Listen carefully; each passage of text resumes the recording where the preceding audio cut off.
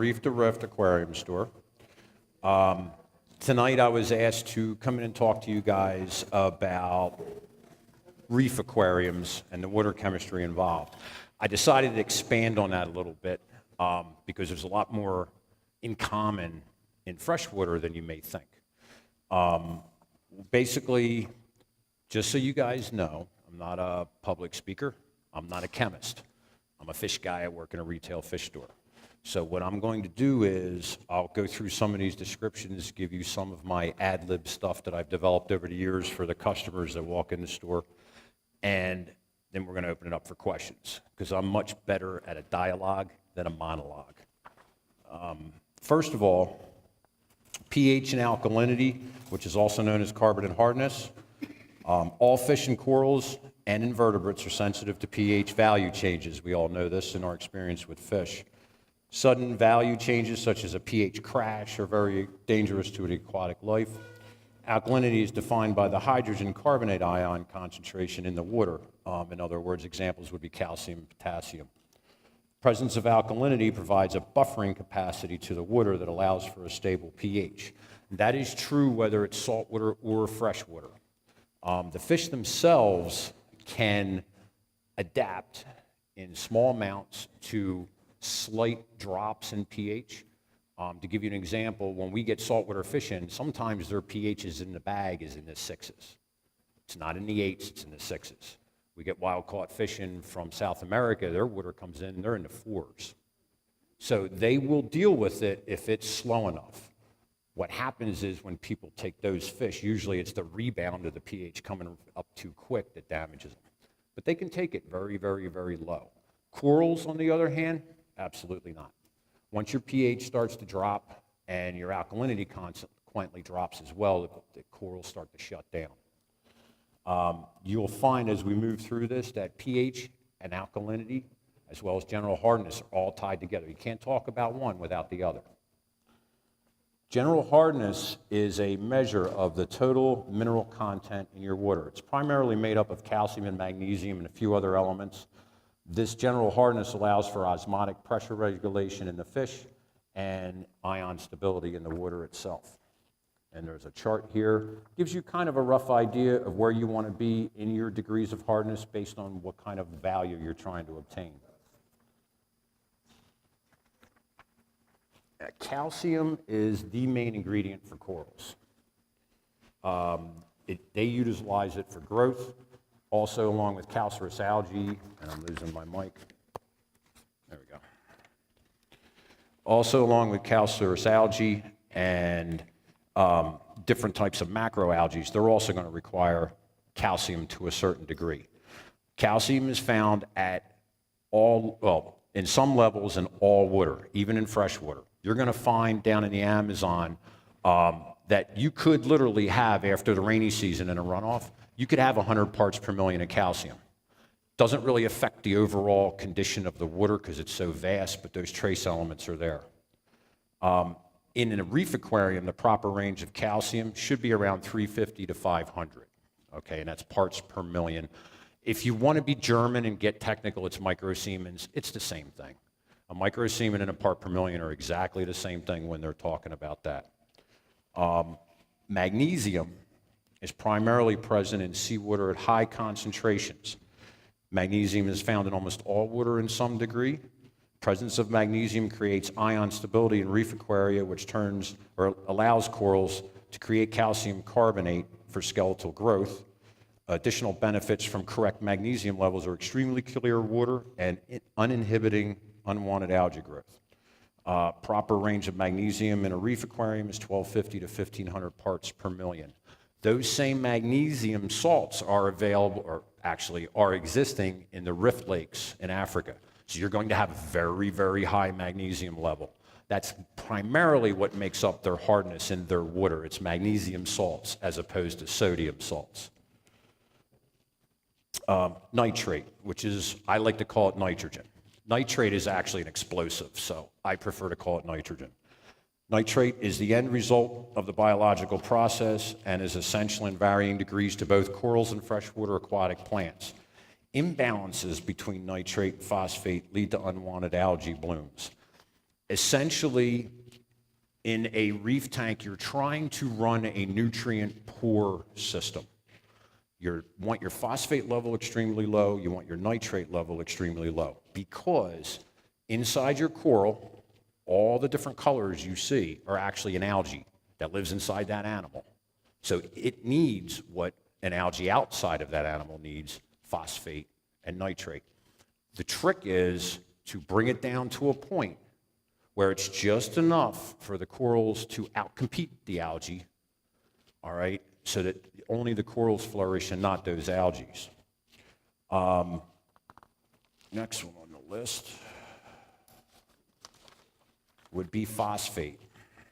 This is probably the most aggressive of the things that you would have to deal with, freshwater or saltwater. Phosphate's going to enter your aquarium via feeding, the biological processes of the fish, and tap water if that's your water source. Phosphate aggressively seeks out calcium and bonds with it, making the calcium useless to corals, but not marine algae, which can then take that and precipitate out the calcium. So if a calcium molecule and a phosphate molecule bind, becomes calcium phosphate. Corals can't use it. Hair algae can use it, and some of the other things can use it because they can process it, and you'll get the little white piles of calcium at the bases of the algae. In freshwater aquaria, this allows for depletion of carbonate hardness and may allow a pH drop. In other words, all your buffers, for the most part, whether it's an API 7.0, I've also got the neutral regulator by CChem. These are all phosphate-based. The concept behind this is you put that in your tank and it bonds with the calcium, drops it out of solution, therefore it doesn't count for hardness anymore, and your hardness starts coming down, your pH starts coming down with it. You can't do that in a planted aquarium, because if you do, you're going to upset the balance of nitrate and phosphate. Too much phosphate, not enough nitrate, and your tank gets overridden with algae. In the marine aquarium, you don't want to do that because it's going to steal the calcium right out of the water. Okay. If you have an imbalance of phosphate, nitrate in planted aquaria, lead to undesirable algae growth. However, like nitrate, corals need that in some degree. There are guys out there right now, what they're doing is, the concept behind a reef aquarium is to have this picturesque, just flowing coral scenery with nothing that impedes. I mean, some of these guys I deal with, they see a spot on their glass and they're in there cleaning it right away. It's got to be perfect. The problem is they'll turn around and they'll start using a product by Red Sea, let's say it's a Nopox. And what that does is it feeds a specific type of bacteria, its food source for the bacteria, that turn around, consume nitrate and phosphate. So it's basically pulling it out of the water column. The drawback is then they'll turn around and to be redundant, they'll use something like this. This is a phosphate reactor, okay? What you do with this is you hook it up onto your tank, get a small, low flow pump, about 100 to 200 gallons. Inside this reactor, you're going to either put Phosguard product by CChem or this, which is by two little fishies. There's a couple of them out there. Some people may have heard the term GFO, granulated ferric oxide. Basically, it's rust. So you're going to put rust in this, and they'll suck the phosphate out of the water. The drawback is that if you're doing both, you do one or the other. If you're doing both, you will literally feed bacteria that rapidly die because you're putting in the liquid additives. The problem with the bacteria when it dies is it drops a white slime all over everything in the tank. And that's the problem with using both of those. You can't be too redundant in that regard. Once I get through a couple more of these things, then I'm going to go back and show you some of these products that will relate to this stuff. Consumption rate is the rate at either corals or aquatic plants consume elements or minerals they require for growth. Calcium and magnesium are consumed by corals at a high rate. Iron and potassium are consumed by aquatic plants at a high rate. And your consumption rate will determine your replenishment rate. Okay, so how you figure out a consumption rate? We all know that corals need calcium. We'll use that as an example. So what you're going to do is you're going to test your water, find out where your calcium level is, okay? And let's say it's at 350. I usually tell people, jack it up to 500, because that's the max. If you go over 500 parts per million, you're going to get what's called marine snow, which basically calcium falls out of precipitation, or precipitates out of the water column, and it literally snows in your tank. Looks like a snow globe.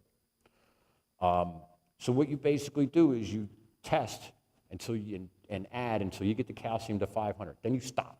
Don't do anything. Let it go for a week. Then test again. The difference between how far it's dropped and where you're at is what you have to add back in to maintain a level. And that goes for, that's a thing that can be used for calcium. It can be used for magnesium. It can also be used in aquatic plants.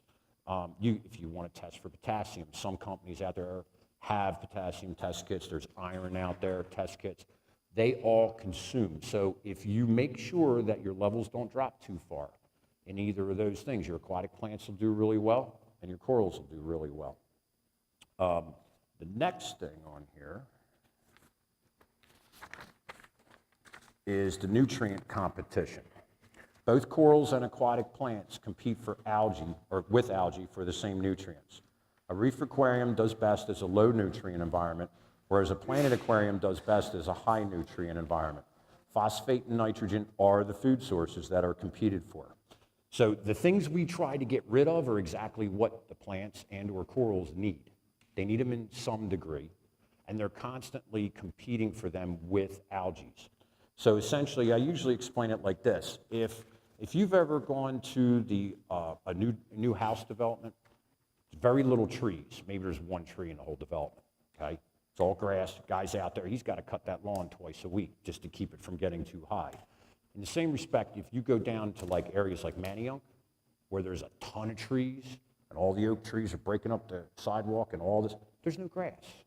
And the reason why is because the trees outcompete the nutrients. They steal the nutrients right away from the grass. That's what you kind of want to achieve in either a planted aquarium or a coral aquarium. The next thing's a little tricky, and I'm going to lend this in by using this. API has a Nitrate product. It will take nitrate out of the water. Now, how it does this is basically it is an ion exchange resin. So an ion exchange resin will literally, it's a polymer bead and it has a sodium ion in it. When it comes in contact with things it can absorb, it kicks out the sodium ion, pulls in what it's supposed to take in and holds it.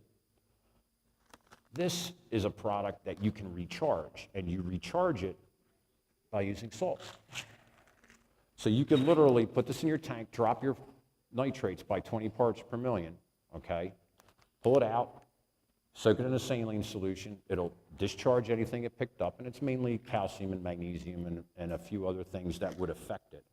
But generally, this can't be used in salt water because it uses sodium. The non-regenerable ones are going to be in biochemsorb. There's resin beads in this too, but you can use this in salt because once they're exhausted, they're exhausted. You're not going to try and recharge them. There is also a deionization unit. Some people know them as RO units. And essentially, they're going to go through a couple different stages. They'll go through a sediment pre-filter container, catches all your debris in your pipe. The next one's going to go through is a carbon container. And what that's going to do is that's going to take out chlorine, copper, and anything that would prematurely trash the RO membrane. From there, it goes into the RO membrane. Now, the way an RO membrane works is it's a permeable membrane, which means water gets squeezed through it. So it's only going to pull out what the membrane can physically remove from the water, okay? Usually, you will get a DI unit on the end, which is a mixed bed resin, similar to what's in these products. And the water goes in there, and that will polish it, because that's going to capture the gases and things that the membrane can't pick out. And the reason why I'm telling you all this stuff is mainly so that you can kind of figure out what works for your simple solutions, let's see. Okay. So essentially, Phosphorb, that's an API product. This is a resin that already comes in a pouch, and it will strip phosphate out of the water. The trick with phosphate is that even if it bonds with calcium, if you pull a calcium test kit, calcium's still there. The test kit does not differentiate between calcium and whether it's bonded with phosphate or not. It won't differentiate with that. So you could sit there and go, oh, my calcium level's fine, my calcium level's fine. It's really not. You can't figure out why your alkalinity or your pH keeps dropping. Essentially because once that calcium is bound, it's no longer a buffer for the pH. Essentially, everything borders on buffering capacity.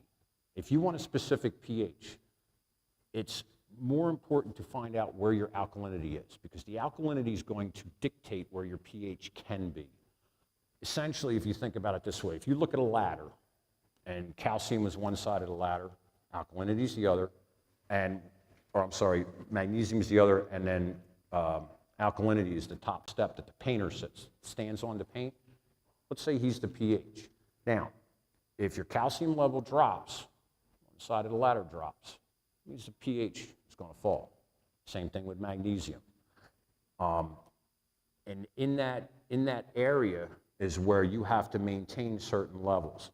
In a freshwater aquarium, 3 to 4 parts as far as hardness goes, or I should say carbonate hardness. But you want it around 3, maybe 4, okay? You don't want it too high because it tends to push the pH up. The higher your alkalinity goes, the higher the pH goes up naturally. Essentially, if you want to maintain that and you're going to bring it down to, let's say, neutral, you want about 3 to 4 parts per million in your hardness.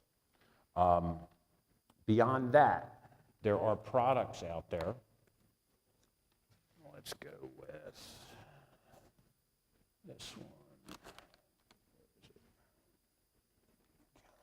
Okay. Go back to the reef tank thing. This is carbonate. What carbonate does is this raises your alkalinity separate from calcium. If your calcium, and this is very convoluted, everything's so tied together. If you overshoot your calcium, your alkalinity is going to drop. And essentially it's because calcium predominates that area of the water column, and it will actually precipitate your carbonates because it forms calcium carbonate. In a reef tank, this will also raise your carbonate alkalinity, but it won't raise your pH. And it will do so in very small increments. There's another product called Reef Buffer, which will raise your pH. And that's basically what you have to do is your reef builders and your reef buffers in conjunction will keep your pH and your alkalinity right where you want it. And then beyond that, just measure off on phosphate and nitrate. In a freshwater aquarium, Planet Aquarium, everybody knows, phosphate and nitrate aren't good in just a fish only. But in a Planet Aquarium, if you can keep your phosphate and nitrate in check, remember generally, and this is coming from Amano, aquatic plants, in order to use or utilize or consume, however you want to put it, 1 molecule or particle of phosphate, it has to consume 10 parts of nitrate. So you want your phosphate level under your nitrate level, okay? But you still have to kind of maintain water changes to keep the nitrates from getting so high that they kill the fish. So what you're going to do is it depends on, there's no rules of thumb with this stuff. It all depends on how many plants, what kind of plants. Generally, faster growing plants are going to suck it up quicker than something like an anubias, which isn't going to grow that quickly. In a reef aquarium, people will use refugiums. And what a refugium is the concept where you have a remote box somewhere on your system. And some people have adapted this to freshwater. It's actually kind of neat. What you're going to do is you take, in the marine aquarium side of it, you're going to take like a chaeto or a macroalgae of some type. You're going to put it in a box that's in line with the system. Put a light over it. Now, what you're going to do is you're going to run the light opposite the show tank. and you could do this in planted aquariums too.